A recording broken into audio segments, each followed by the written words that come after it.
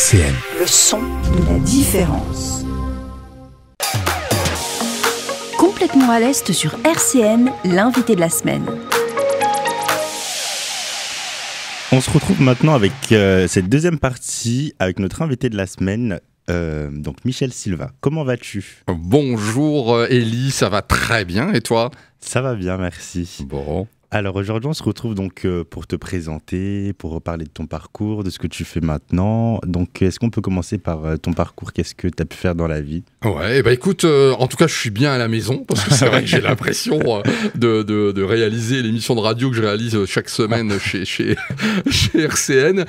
Qu'est-ce que j'ai fait ? En fait, j'ai donc Michel Silva, j'ai 58 ans et j'ai commencé à Vannes-le-Châtel. Tout a commencé à Vannes-le-Châtel. Okay. Vannes-le-Châtel avec comme instituteur Michel Dinet, donc l'ancien président du conseil départemental, qui, il faut le dire, m'a fait découvrir beaucoup de choses, je dirais, dans mon enfance à partir de l'âge de 6 ans à l'école primaire en tant qu'instit. Et puis après, je l'ai suivi également à la mairie. Et c'est vrai que j'ai fait beaucoup de choses avec lui dans le cadre de mes activités extra-professionnelles, de la danse, du théâtre, de la marionnette. J'ai vraiment tout fait avec lui. Ensuite, j'ai volé de mes propres ailes à partir de 18-20 ans. J'ai fait des études de commerce et donc je suis parti vendre des voitures. Donc j'ai vendu pendant quelques années des voitures. J'ai vendu des livres en porte-à-porte. Là, je te parle d'un temps que les moins de 20 ans ne peuvent pas connaître, Élie. Donc c'était les années 80. On vendait des encyclopédies au porte-à-porte. Donc des voitures après. Après, je suis rentré dans une société textile et puis aujourd'hui, je suis chez Neobridge. Voilà mon parcours professionnel, extra-professionnel. J'ai toujours été militant dans beaucoup d'associations parce que ça fait partie aussi, je dirais, de ma personnalité, de pouvoir donner du temps bénévolement à quelques associations. Ok. Est-ce que tu peux me parler, parce que là, tout à l'heure, j'ai entendu que tu avais une entreprise de commercial. Ah oui, alors, j'ai créé, tu sais, j'avais une trentaine d'années et je me suis posé des questions sur est-ce que je continue l'activité salariée, professionnelle salariée, ou est-ce que je crée mon entreprise ? Et comme beaucoup, j'ai créé mon entreprise, comme beaucoup de personnes ont envie de créer son entreprise. D'ailleurs, c'est bien, je trouve, de tenter l'aventure de la création d'entreprise. Et je crois que là-dessus, tu as reçu beaucoup de personnes à ton micro qui ont créé leur entreprise. Après, on sait combien créer, c'est bien, mais durer, c'est mieux. C'est pas parce qu'on a créé qu'on va durer. Donc après, il faut tenir, je dirais, le choc et toutes les obligations. En tout cas, j'ai créé un organisme de formation privé qui s'appelle Silcom, que j'ai revendu il y a quelques temps, pendant 22 ans, où je formais donc à la stratégie commerciale et marketing au sein des entreprises. Donc j'avais en face de moi beaucoup de commerciaux, de créateurs d'entreprises pour préparer leur stratégie commerciale, beaucoup de chargés d'affaires, chargés de clientèle. J'ai fait ça pendant 22 ans, c'est-à-dire formé, donc, mais dans le cadre de la formation professionnelle continue, c'est-à-dire après la formation initiale. Ok. Et donc par rapport à ça, pourquoi tu as voulu te lancer sur un truc commercial, en sachant qu'avant tu avais quand même fait d'autres choses comme la radio ou encore d'autres choses? Pourquoi ce côté commercial? Je crois que la radio, j'ai toujours gardé en tête que c'était pour moi une activité extra-professionnelle et j'ai pas souhaité me professionnaliser et beaucoup de gens dans mon entourage l'ont fait également et c'est vrai que moi j'ai pas souhaité le faire tout simplement parce que je voulais garder la radio comme un exutoire, comme un moyen de me défouler, de passer du temps et c'est vrai que voilà, je prends plus ça comme une activité extra-professionnelle. Ok. Du coup, donc pourquoi ce côté commercial que tu as choisi pour ton travail, pour ton entreprise ? Ouais, tu sais, chez les commerciaux, nous, on aime les gens. Et le commercial qui aime pas les gens, en général, il fait pas long feu, ou en tout cas, il fait pas une longue carrière, parce que très vite, il va se rendre compte que quand on s'adresse à quelqu'un, il y a tout ce qui va avec, la gestion de la relation client, la gestion humaine de la relation. Et moi, j'aime cette relation-là, j'aime échanger, j'aime discuter, j'aime négocier, j'aime partager. Voilà, j'ai ça en moi. Alors c'est vrai qu'en préambule, je disais tout à l'heure, grâce à Michel Diné, je crois que voilà, il m'a transmis cette envie, cette empathie. Et voilà, on connaît les limites de l'empathie, mais en tout cas, j'aime les gens, et donc le meilleur métier, un des meilleurs métiers et un des maillons importants de l'entreprise, c'est bien la fonction commerciale. Et donc du coup, je me suis lancé dans la fonction commerciale. D'accord. Et après, quand tu as revendu ton entreprise, qu'est-ce qui s'est passé? Qu'est-ce que tu as voulu faire après ça? Écoute, j'ai vendu parce que j'étais fatigué. La formation, pour ceux qui en font, et beaucoup de personnes font de la formation ou à titre, je dirais, dans leur activité à titre partiel, à temps partiel ou à temps complet, c'est pompant, c'est fatigant, ouais. Voilà. Et j'étais fatigué, et mon corps, et comme me disait mon médecin à l'époque, Michel, t'as la cinquantaine, je pense que si ton corps te dit stop, arrête, parce que un jour, c'est ton corps qui t'arrêtera. Okay. Et donc, il est préférable de t'arrêter maintenant. Donc, du coup, j'ai dit, je vends mon entreprise et je reprends une activité de salarié. Okay. Et donc, j'ai repris une activité de salarié. Et le fait d'avoir revendu ton entreprise et de retourner dans le salariat, est-ce que ça t'a fait quelque chose ou c'était quelque chose qui t'a arrangé? C'est une excellente question, Élie, parce que c'est vrai que je me la suis posée. Je me suis dit, tiens, est-ce que je vais supporter, est-ce que je vais arriver à passer de chef d'entreprise, je dirais, à salarié. Ouais. Et je me rends vite compte que quand on tombe sur une entreprise qui vous donne de l'autonomie, qui a compris que j'avais été chef d'entreprise et donc que j'avais pas besoin qu'on me dise exactement tout ce que j'avais à faire, même si je respecte bien sûr la hiérarchie et que je respecte ce que me dit mon patron. Voilà, j'ai une certaine autonomie, une certaine mentalité de chef d'entreprise tout en étant salarié. Donc okay. Voilà, on fait des heures et on les fait efficacement. Et aujourd'hui, quelle est l'entreprise où tu es salarié ? NeoBridge. NeoBridge. En quoi consiste NeoBridge? Qu'est-ce que tu fais chez NeoBridge? Alors, NeoBridge, nous sommes organisme de formation spécialisé en langue et notamment sous hypnose. C'est-à-dire que l'outil pédagogique qu'on a choisi chez NeoBridge depuis de nombreuses années, c'est d'utiliser l'hypnose qui se prête bien aux langues. Et donc, on enseigne l'anglais qui reste le best-seller, l'espagnol, claro que si, et puis le portugais qu'on vient d'intégrer. J'y croyais énormément au portugais. L'italien, l'allemand. Et bien sûr, on va en rajouter encore avec ma venue, notamment parce que NeoBridge est appelé encore à grandir.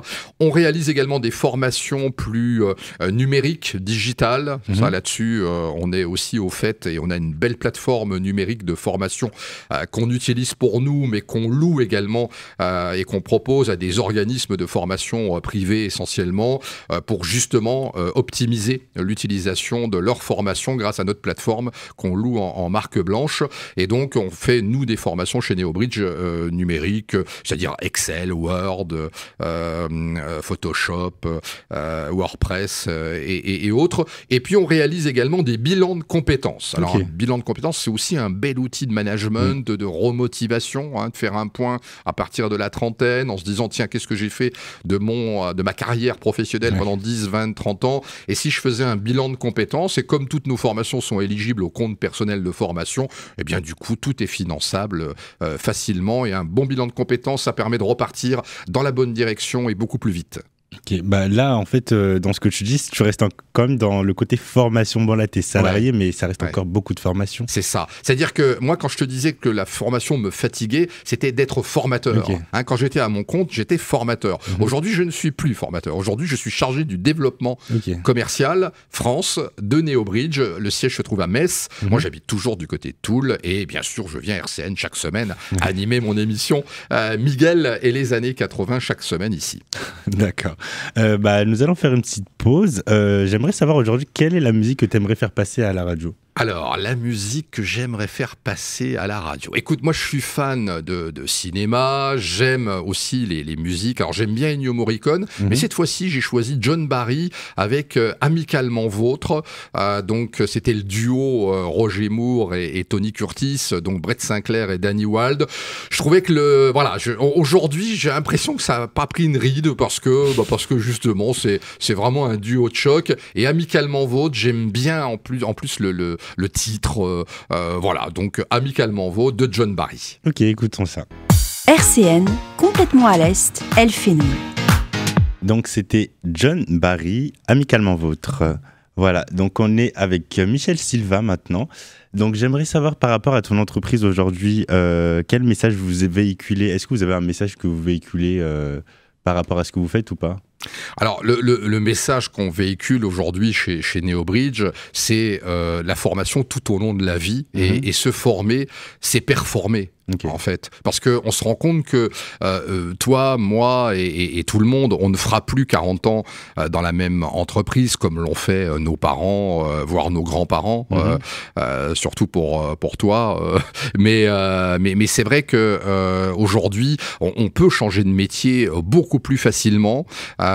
Aujourd'hui, allez, 4-5 ans après, on commence déjà à s'ennuyer. On voit la génération, on va dire des moins de 30 ans, commence déjà à s'ennuyer dans leur entreprise en disant j'ai fait le tour, j'ai envie de faire autre chose. Voilà, il y a 40 ans, il y a 30 ans, on n'entendait pas parler de ça. Aujourd'hui, c'est une réalité et c'est bien. Moi, je trouve ça bien qu'on puisse changer de métier, changer d'entreprise, passer d'une activité à une autre. Et nous, chez NeoBridge, on est là justement pour faire passer. Et donc, NeoBridge, c'est nouveau pont, hein, c'est de passer ce pont-là également et de permettre aux salariés des entreprises, comme aux entreprises, de renouveler leurs compétences, d'améliorer leurs compétences, de faire évoluer ces mêmes compétences. Ok, c'est très bon à entendre parce que souvent les personnes, enfin pas de la génération de maintenant, ont du mal à changer de travail, même s'il y a un truc qui leur plaise à passer le cap. Et là, t'en parles extrêmement bien, surtout que c'est un truc où t'as pas forcément connu à l'époque, on va dire. Et t'as quand même su évoluer avec ton temps, quoi. Oui, tout à fait, tout à fait. Après, voilà, c'est l'avantage que j'ai eu moi, mais en même temps, quand je vois des gens me dire, écoute Michel, j'ai 50 ans et j'en ai marre du management, j'en ai marre. Alors, soit on change de manager, soit on fait, bien sûr, évoluer le management de son manager direct, soit on s'en va. Okay. Et il y a un moment où on dit, tu peux partir. Parce que ça se trouve, c'est peut-être toi qui déconne. Ton manager, il déconne peut-être, ok.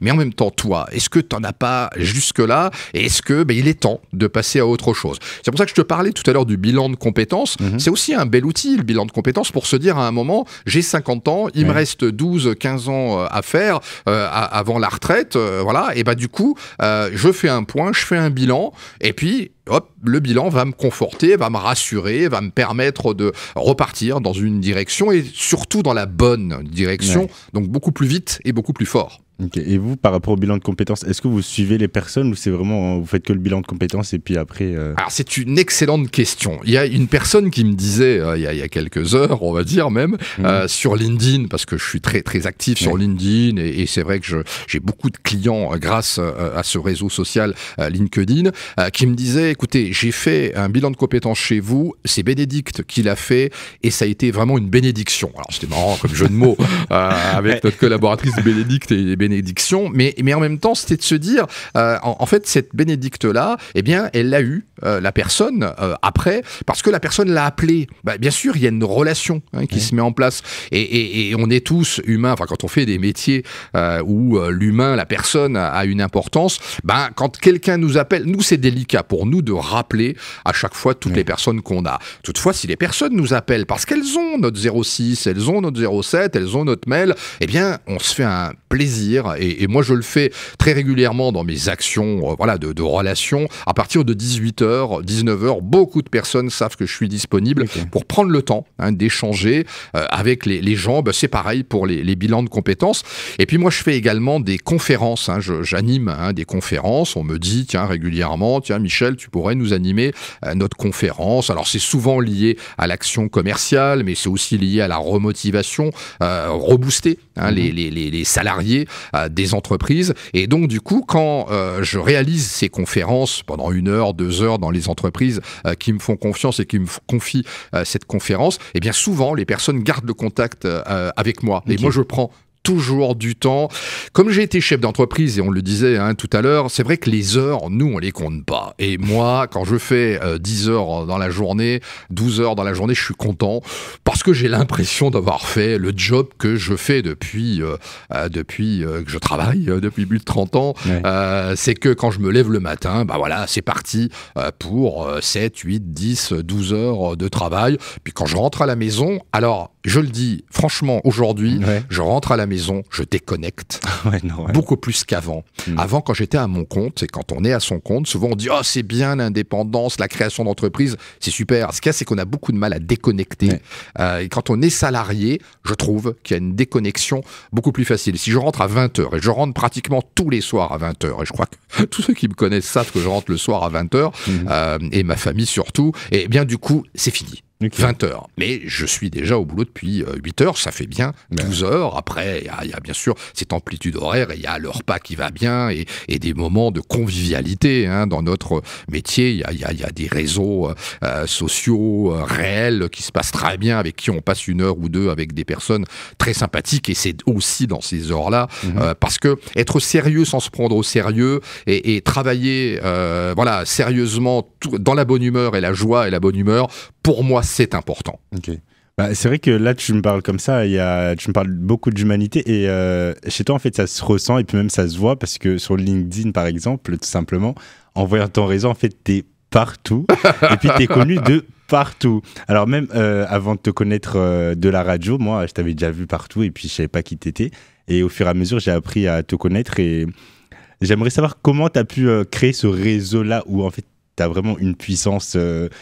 où t'es posé un peu partout, en fait, je comprends pas. Comment ça se fait? Comment t'as pu créer ça? Alors, j'ai créé ça a 20 ans, à peu près. Internet est arrivé en 2000, moi j'ai créé en 2000, et à partir de là, j'ai beaucoup misé sur les réseaux réels, c'est-à-dire que moi j'adore aller dans les soirées chez mon pote Franck au Campanile, à l'hôtel Campanile à Nancy, dans des soirées où on passe du temps avec de vrais gens, de vraies personnes qu'on voit, et je consacre 1 heure, 2 heures par jour, quelquefois 3 si j'ai de l'administratif à faire dans mon bureau, donc où je monte à Metz, où je suis à Nancy, où j'ai un bureau aussi à Neuve-Maisons au centre Ariane, et c'est vrai que je consacre 1 heure ou 2 à mes réseaux sociaux.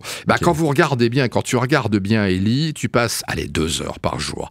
2 heures par jour sur tes réseaux sociaux. Alors, ça peut être en discontinu, bien sûr, un quart d'heure par-ci, une demi-heure par-là. Aujourd'hui, avec ton téléphone, moi, si je suis dans une salle d'attente, j'attends mon prospect ou mon client qui me reçoive, eh bien, si j'arrive 10 minutes en avance, un quart d'heure en avance, que lui a 10 minutes de retard, et il a le droit, le client a toujours raison, et bien, du coup, ça fait 20 minutes, une demi-heure. Je vais pas regarder les murs pendant 20 minutes, une demi-heure. J'ai mon téléphone, j'ai mes réseaux sociaux dessus. Je traite rarement les mails sur le téléphone parce que c'est plus professionnel, il me faut plus de concentration. Maintenant, les réseaux sociaux, ça peut s'utiliser, je dirais, et s'animer facilement depuis un téléphone.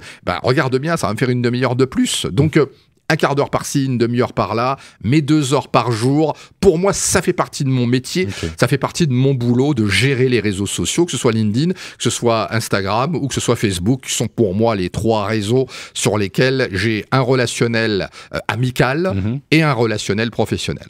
Et donc, après 20 heures, justement, quand tu rentres chez toi, ces réseaux sociaux-là, est-ce que tu es toujours dessus ou... Non, alors, je dîne en famille.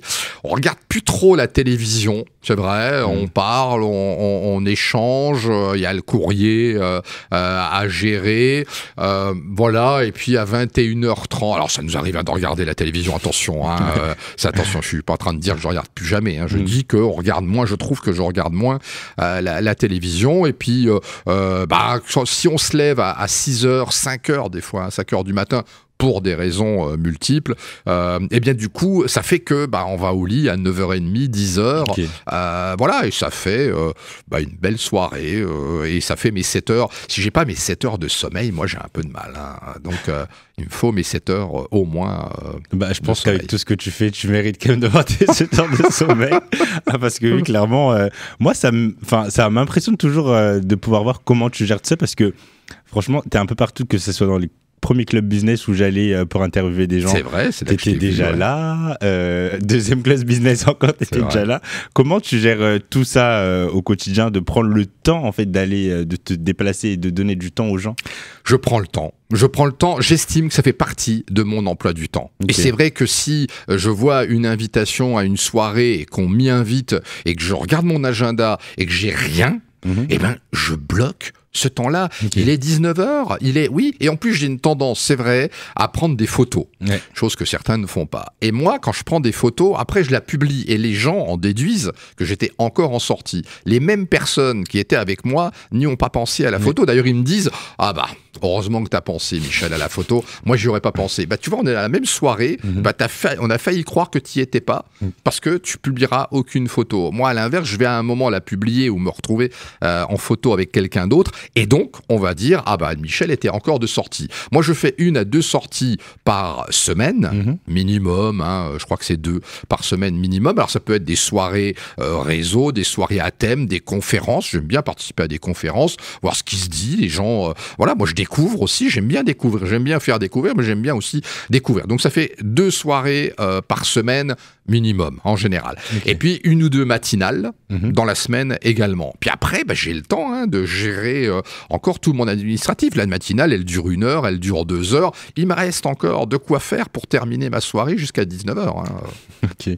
Bah, franchement, t'as une superbe gestion de ton temps parce qu'il y a quand même des gens qui travaillent, je pense, comme toi et qui prennent pas ce temps-là de sortir et puis même de se montrer, pour faire plus de contacts. Donc, je trouve ça bien. Et donc, est-ce que tu trouves que le fait d'être sur les réseaux sociaux, c'est important quand on a un business? Oui, c'est super important. Et c'est aussi un moyen de se ressourcer. C'est-à-dire, aujourd'hui, quand on parle de formation continue, on peut aussi s'informer continuellement. Alors, trop d'informations tue l'information, et je crois que là-dessus, on est bien d'accord. C'est plutôt de se dire, moi, j'ai besoin d'être sur les réseaux parce que je me ressource, je m'informe, j'actualise mes connaissances et mes compétences. Et c'est 2 choses différentes, mais mes connaissances, c'est bien d'être sur les réseaux et de faire connaissance et à l'information, mais compétences, je les acquiers pas sur un réseau, je les acquiers lors d'une formation tout à fait professionnelle, et là, j'améliore mes compétences. Mais les connaissances et les compétences sont 2 choses, pour moi, totalement différentes, en plus, bien sûr, des soft skills et du savoir-être, où là, on se dit, ah, non seulement il a de la compétence, il a de la connaissance, et en plus, il a du savoir-être. Waouh, c'est la classe. Parce qu'il y a des gens qui n'ont pas de savoir-être, mais qui ont de la compétence, et des gens qui ont beaucoup de compétences sans savoir-être. Alors, c'est un peu prétentieux ce que je dis là, parce que le savoir-être, ça s'apprend, ça peut s'améliorer. On a tous du talent. Tout le monde a du talent. Tout le monde a la chance. Tout le monde a un don. Après, c'est est-ce que je l'entretiens? Qu'est-ce que j'en fais de ce talent? Est-ce que je l'exploite? Est-ce que je l'exploite pas? Voilà, tout le monde a un potentiel. La seule chose, c'est que, voilà, il y a des gens qui se complaisent, par exemple, dans la négative attitude. Il y a des gens qui se complaisent de temps. Et j'en ai, moi, autour de moi. Et je les trouve pénibles. Après, bon, je leur dis pas, hein, mais je les trouve pénibles parce que c'est, ah, t'as vu comme il y a plu aujourd'hui? Ah, la pluie. Je me dis à un moment, non mais il pleut, puis en plus on a besoin d'eau, donc on s'en fout un peu, quoi. Bon, alors, qu'est-ce qu'on fait? De quoi on parle? Enfin, on parle d'autre chose, de plus positif, de plus constructif, également, sans être naïf, niais et compagnie, parce que la réalité, elle est là, des difficultés, tout le monde en a, mais c'est plus de se dire à un moment, bon, attends, on va passer un moment ensemble, on va pas commencer à parler de la pluie, du truc, on va parler d'autre chose. Il y a plein de sujets sur lesquels on peut parler positivement. Maintenant, voilà. En tout cas, avec moi, c'est la positive attitude. D'accord, non, mais c'est super bien parce que franchement, le fait d'être au contact des gens comme ça, déjà, je pense que ça a une bonne image pour toi et puis même par rapport à toi, ça doit te faire du bien en fait dans ton relationnel au quotidien, quoi. Oui, ça me fait du bien. C'est aussi, disons-le, franchement, j'aime bien Elie, ta façon de dire les choses. Alors comment je dois le prendre? Moi, je le prends dans le sens où c'est un moyen aussi de se faire du bien. Ouais. C'est exactement ça, Elie. Et tu as raison de faire du bien et de se faire du bien. Voilà, c'est exactement ça et ça doit être réciproque. Et là, on va revenir sur un autre sujet, mais par rapport à ton côté hors travail, en fait, j'aimerais savoir comment tu te dis j'ai envie de continuer de rester à la radio, j'ai envie de continuer à faire ci, j'ai envie de continuer à faire ça, malgré que je travaille, en fait. Waouh. T'es en train de... Alors, attends, que je comprenne. Donc, t'es en train de dire comment je fais pour continuer mon activité extra-professionnelle tout en gardant mon activité professionnelle. Je crois que c'est cet équilibre-là. Il faut trouver un équilibre. Moi, quand je viens à la radio, quand je vois mon ami Thomas qui me dit « Ah, Michel, allez, refais de la radio parce que j'en ai fait à Radio Déclic et que j'ai arrêté parce que voilà, c'était... je suis passé à autre chose. Aujourd'hui, je suis chez RCN. Miguel et les années 80. C'est vrai que si vous tapez sur Google Miguel, c'est le nom de scène que j'ai choisi, et les années 80, vous trouverez les podcasts de l'émission. Si je choisis de faire de la radio et sous l'impulsion de mon ami Thomas, ici présent et responsable de RCN, eh bien c'est parce que c'est pour moi un bon exutoire. J'en ai besoin. J'ai besoin de cet équilibre vie professionnelle, vie extra-professionnelle. Et c'est pour ça aussi que quelquefois, sûrement, pour ceux qui me connaissent, ils savent de quoi je parle, quand on a une soirée professionnelle, j'ai une tendance à être le bon pote et l'animateur un peu rigolo avec des blagues à 2 balles. Mais pourquoi ? Parce que on se détend également, tout en restant professionnel et en respectant tout le monde, mais on peut se détendre. Et comme je le disais tout à l'heure, être sérieux sans se prendre au sérieux. Et donc se détendre, c'est une manière de sortir de ce professionnel pur en passant un bon moment également, quoi. Et puis même, je pense que quand on adopte ce genre de stratégie, c'est toujours mieux parce qu'on arrive beaucoup plus à appréhender l'autre et sans se prendre tout le temps au sérieux, parce que si on est tout le temps dans le sérieux, en fait, on n'arrive plus à comprendre ce que l'autre il essaie de nous renvoyer. Et donc, il y a ce côté-là où on est un peu plus détente. Donc, tu encouragerais plus les gens à se prendre au sérieux, mais tout en laissant quand même du lest à sa vie, quoi. Mais oui. De toute façon, une chose est sûre, c'est que quitte à faire son boulot, si on peut le faire avec le sourire, avec la bonne humeur, il y a moyen que les résultats soient meilleurs, vraiment meilleurs. Et moi, je le vois dans les fonctions commerciales que je côtoie très, très régulièrement. Moi-même étant commercial, bien sûr, chez Neobridge. Mais en même temps, c'est de se dire, quand on fait passer un bon moment à la personne, parce qu'on sourit, parce qu'on a la pêche, parce qu'on est dynamique, parce qu'on sait qu'on a des emmerdes, et on a tous des ennuis, tout le monde, enfin, genre celui qui n'en a pas, enfin, tant mieux pour lui, tu me diras, voilà, qu'il continue comme ça. Mais il y a un moment ou un autre dans notre vie, c'est comme ça, c'est la vie. Et puis alors, de l'âge avançant, c'est comme ça, c'est de pire en pire, mais c'est comme ça. Vous le découvrirez pour celles et ceux qui n'ont pas encore vécu. Mais en tout cas, une chose est sûre, c'est que cette réalité-là, elle nous le rappelle, sans qu'on ait, nous, à être négatif. Elle nous tombera dessus de toute façon. Et comme disait Jacques Chirac, les emmerdes, ça vole en escadrille. Et souvent, quand il y en a une des emmerdes, il y en a une deuxième qui arrive, une troisième qui arrive. Et du coup, c'est de se dire, faut assumer. Mais en même temps, on peut positiver et on peut aussi passer de beaux moments également. Franchement, j'aime beaucoup ta façon de passer parce que je m'efforce tous les jours aussi à être comme ça, à avoir du sérieux au quotidien dans tout ce que je fais. Mais en fait, on vit tout simplement, donc il faudrait qu'on se laisse un peu le temps de rigoler, de respirer tout simplement. Et il y a peu de gens qui arrivent à avoir cette conscience-là aujourd'hui, mais c'est vrai que c'est très très important de partager ce genre de valeurs. Malheureusement, nous arrivons bientôt à la fin. Est-ce que tu as un dernier mot à nous dire ou tu as un dernier message à nous donner aujourd'hui ? Qu'est-ce que je pourrais dire ? Profiter de la vie, profiter de tout ce que la vie peut nous apporter, qu'elle soit professionnelle ou qu'elle soit extra-professionnelle. L'amitié, c'est important pour moi. Les amis, les vrais amis, quelquefois, ils sont moins qu'on l'imagine, mais en même temps, profitez de vos vrais amis, de vos amis, passez du bon temps, travaillez tout en étant joyeux et positif. Et il y a moyen qu'on continue à faire du bon boulot tous ensemble. D'accord, merci beaucoup en tout cas, je suis très content de t'avoir reçu aujourd'hui, on partage beaucoup de valeurs en commun en fait, à ce que je remarque, donc ça me fait beaucoup plaisir de t'avoir reçu et puis au revoir. Au revoir Elie, à une prochaine fois sûrement, et puis la semaine prochaine pour Complètement à l'Est.